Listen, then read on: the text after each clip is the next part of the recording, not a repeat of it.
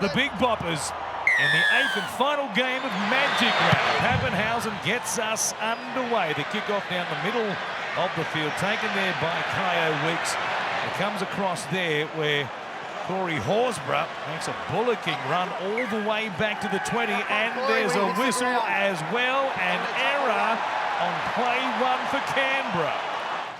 So Hughes for Farlongo had them offside. He beats Horsburgh, he beats Starling.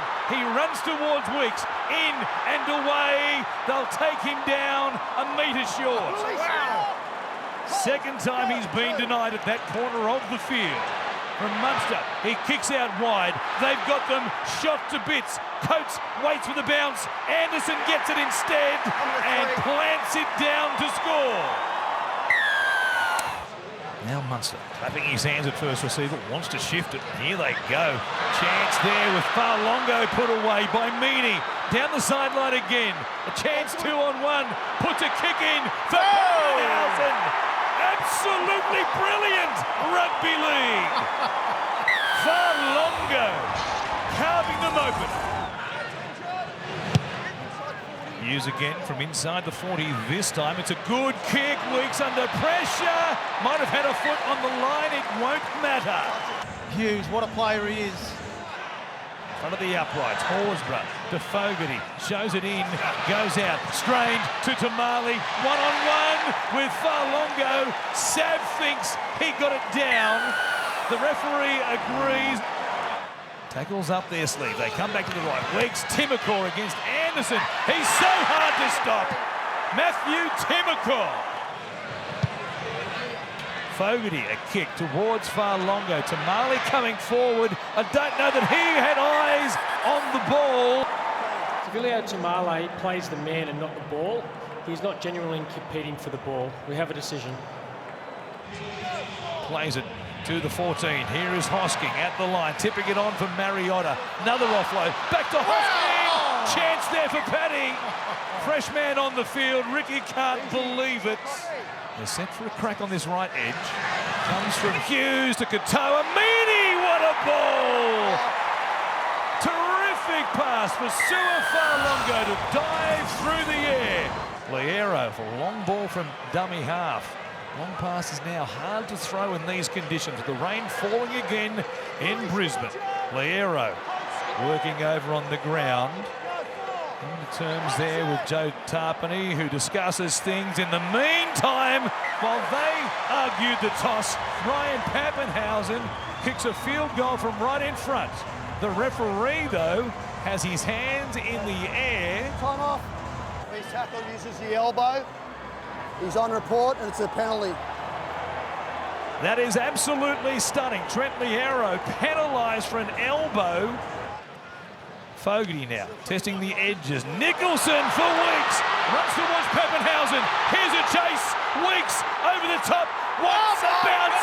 And gets one straight from room service. Oh my goodness. What about that? Fogarty kicking for Savage.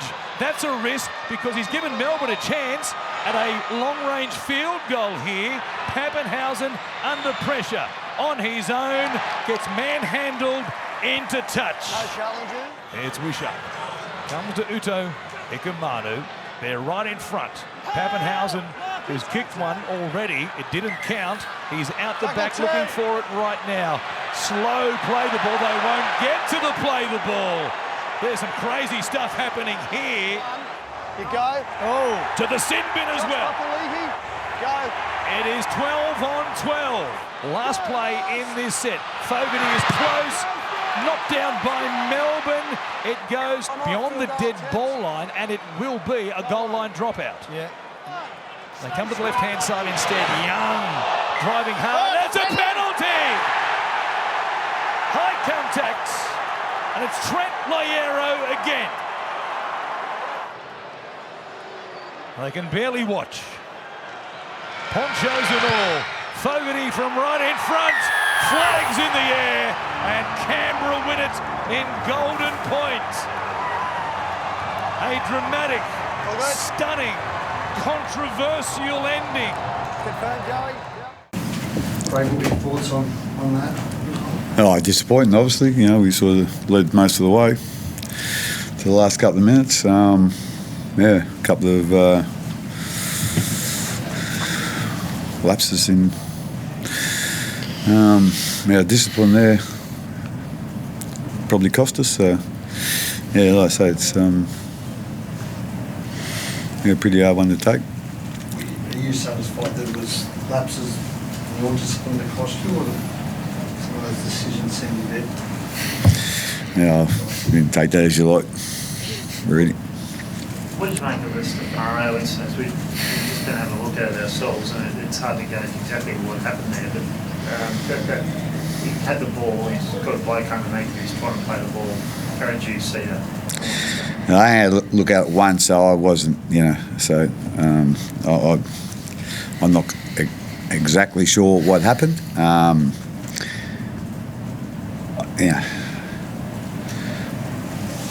To turn the ball over when you got the ball 15 metres from their line, that was, that if he was in the wrong, well, he needs to pick his discipline up, So, like I say, I don't know exactly who was the instigator and who got the most out of whatever. Like I say, I ain't seen the first bit, but, at the end of the day, it's, you can't be giving the ball away in those positions. You did that 3 times, I think, tonight, go away penalties with the ball, or at least twice. Yeah, twice, I think he did.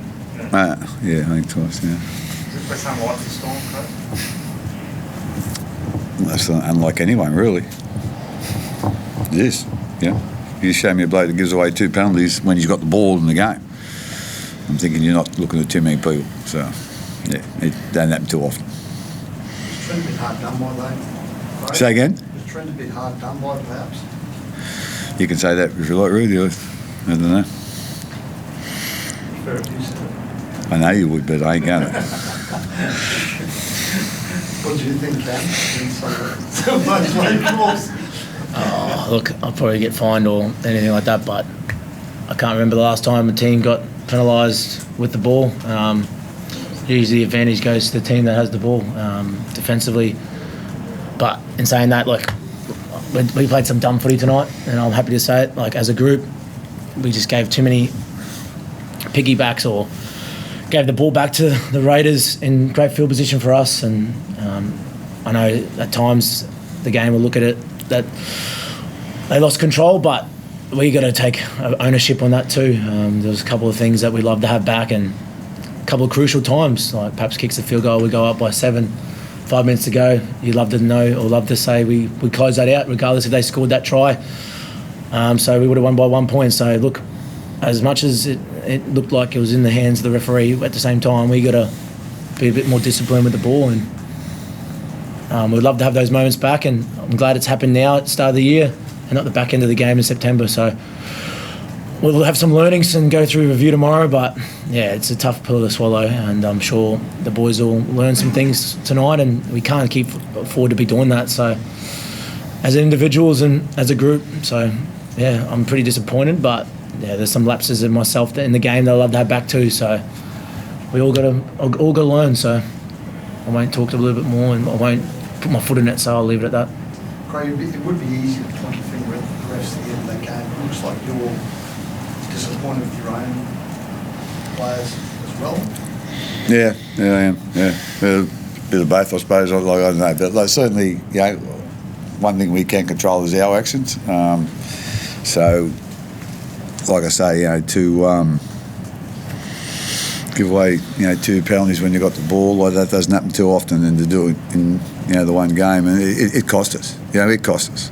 It cost us dearly, and at the end of the day, there's some other events that obviously happened that, that we'd like to fix up as well. But like I say, we just need to be a bit, more disciplined, and know what our best footy is. And that was the first 20 minutes, and all of a sudden, we had a sort of game plan. We were sticking to it. And then all of a sudden, we decided to. It was 14-0. We decided to go away from that game plan, and then all of a sudden we give away 2 or 3 penalties, and then all of a sudden the Raiders put 2 tries on us. So it's like I say, I don't know whether we get bored, sticking to a game plan, but So we'll have to sharpen our game plans up, perhaps. I don't know, so they get a bit of interest. But like I say, it was working, and then all of a sudden we want to, just change it a touch, and that's when we started going downhill. In that period when you got to 14 mil league, sort of Alonso was really influential. I mean, we had a bit of time to see him this year, but we saw what he could do in that period.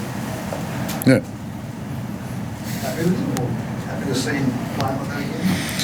Oh yeah, he didn't finish the game last week, but he was quite sharp, and he set up a try for us and whatever. So yeah, like I say, he's doing a good job. He's only a young kid. He's only, he's a local Victorian, so, and he's not really a winger either, to be quite honest. So like I say, he's done a good job.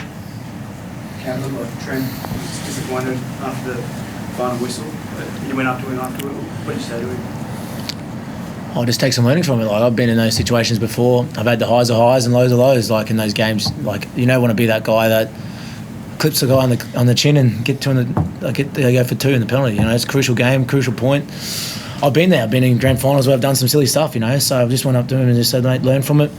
We've all been there. We've all had some great times, but we also had some lows, and he'll learn from that. And he's a great player. And we've all had those opportunities to ice those moments, and unfortunately tonight that was him. Like, I'm not going to sit there and bag him. Like, he's done so much great stuff for us as a player and for the club. So he's an integral part and influential for this team. And I've been there before. I know what he's feeling, and as long as we can get him up, and there's guys in this team that love to have some moments back. And you don't think about those moments until those type of things get in the game. Like Steph's at the start of the game, you don't think much of it, and then they put 2 points on. So momentum swings, and it happens in rugby league at the moment with the 6 agains and when you give up penalties and piggybacks.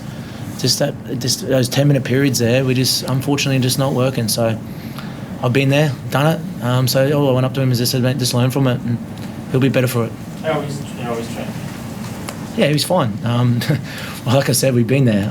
I've been there. I know what he's thinking, and I know a lot of people will be on his back, but as a group, we've got to stick together and learn from, like I keep talking about, those moments in games. And I've been doing some dumb stuff in games too, so I've been there. So like I said, I'm not putting any pressure on him or anything like that. As a group, we need to stick together, and we need to all learn from it, because at moments in games, in next week, it could be following weeks, it could be months, someone's going to have those moments again, and hopefully we can ice them. Thanks, guys. We'll call that. Well, Rick, I suppose your side, you just keep showing you never beat. What did you make of that great comeback? Yeah, a little bit of that. It's you don't want to get into those positions. We have over the last 3 weeks, but there's different circumstances for it too. If you look at the possession rate around the 25-minute mark and the field position differences, probably, and given the ability of Melbourne Storm to attack, you're going to find it hard. You've got to keep defending your own end of the footy field, and I think we only had about 30% of the footy there at one stage, so it's made it really hard. Weeks around what a play to come up with that at that point. You need something special, and what can you say about that, the way he backed himself in the pouring rain, picked it up? Yeah, well, probably that. Special. He's been one of many guys who have been very consistent with their football, and I always wanted to back their ability. A lot of the times I won't send too many messages out outside the fact that show some courage and back yourself, and it was a good piece of play, a good passage of play to get him into that position, and then he backed himself in regards to the right decision. The skill to catch the ball in those conditions was probably for me the most outstanding part of it all. What did you make of what happened just before that? Because it looked like you might be 7 points behind and right out of the game, and then you get a penalty after the ball's gone through for an elbow. Yep. To your captain's head there. How did you see that? Look, you don't I don't like going back, but it was it was foul play, and I think look, I don't know about the interpretations or what the rules are, but the going back on foul play.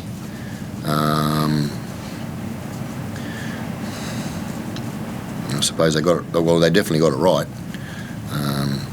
But you know, like going back, I think they pulled up a fair bit this week in regards to going back 2, 3, 4 tackles, which I think is a good call. I don't think we can, go back to too many passages of play and want to have the bunker scrutinise something. So, but look, it was missed and picked up. So, we were fortunate. Did you have a view on the Stefano penalty as well with the end Starling? Yeah, it was right. It was right. I don't know what it was for, if it was on the back end of it or it was for the elbow to the head, but it was right call. Well, what's your view? Well, I thought it was for the stomp. Stomp, yeah. I thought it was for a stomp. I didn't think it was a stomp. I'll be honest with you. Yeah. I thought it was a bit harsh. Yeah. I've lost many games. In the same fashion, mate. Yeah. But, I mean, Craig came in here and he didn't blame the official, he blamed his players for the discipline. So. Yep. And it's hard for me because I'm good mates with Bellyache, and it's there's always going to be a winner. There's always going to be a loser. And usually it's me. But who was it? Loureiro hit him high. It's a real tough one because our game. I've said it a number of times. Our game is so fast, it's so intense, and there is a lot of those. They're accidents. They're accidents. I mean, there was a couple tonight. They're pure accidents. And the Latrell Mitchell. I'll go back to last week. The Latrell Mitchell on the. Who did he hit? No. Oh, he hit Fowler, yeah. Like, he did everything from the integrity of the tackle. Latrell did everything. Like, he's not real tall, Fowler. Latrell did everything in regards to getting to the right height, but when the kid went down, slipped down, he accidentally hit him in the head. But I think it's a bit harsh to get a week for that. Perhaps what's it feeling like within the team, given you've had these, I suppose, great escapes or these comebacks in recent weeks? It's 1v2 when you play the Bulldogs next week. Yeah, we've got a lot of belief in the group, but they all started from, we work hard all week, and I see so many young players and there's players that have been around the game for a couple of years. They're stepping up in our team, and that's what Stick asked for in the off season, and they're doing that. So I think our team is built through. We don't rely on certain players. Everyone steps up, and I think that's shown in how we're winning. What about that game next week? The next week it's 1v2. Yep. They've been unbelievable this season. You guys have been great. Thoughts on that? Yeah, they've been the most consistent team in the comp, mate. But it's round 10. Another chance to stick it up people a little bit. Beg pardon? You're probably beyond that. And I was going to say another chance to show people that doubted you at the start of the year. But surely you're at a point now where you've shown people that already, right? It's not about that anymore, if it ever was.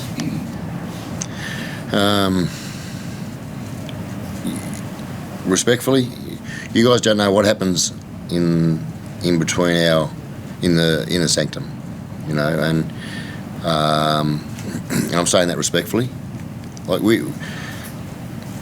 I can't go chasing media headlines and trying to motivate a football team on media headlines. Albeit, there might be a story in it for you at time. That's great. You've got to write something. But I knew, and you can ask the players, I knew what type of football squad I had here in November. And I said, I think after the first couple of games in the competition this year, we've had a very good off-season, and the players are transitioning their off-season to the games. And we've got our own goals and challenges that we keep promoting, and it's certainly not what media is saying. We just want to keep our heads down and keep focused on. Like I say it all the time, just each training session into that week and into that game. But mate, it's and I say it again, it's only round 10 because I know exactly you have a tumble, you have a fall and whatnot, and then you're getting criticised again. So we just take it a week at a time. Rick, was it a little bit more special to win tonight for Tabs? Absolutely, Brad. It was. I spoke privately to the boys without Taps around.